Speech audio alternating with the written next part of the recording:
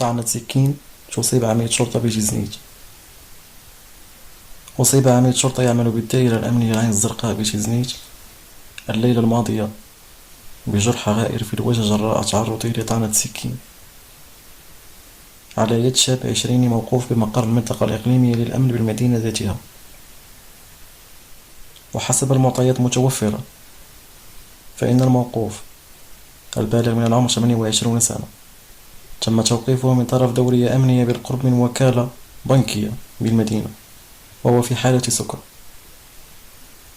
قبل نقله نحو منطقة أمن تيزنيت، حيث باغت عميد الشرطة المذكور بطعنة سلاح أبيض تسببت له في إصابة خطيرة استدعت نقله نحو مستعجلات المستشفى الإقليمي الحسب الأول،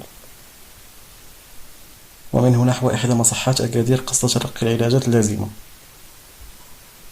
وأضافت مصادر ذاتها أن رصاصة تحذيرية أطلقها عنصر أمني مداوم مكنت من شل حركة الموقوف وحالت دون فراره بعد طعنه لعميد الشرطة.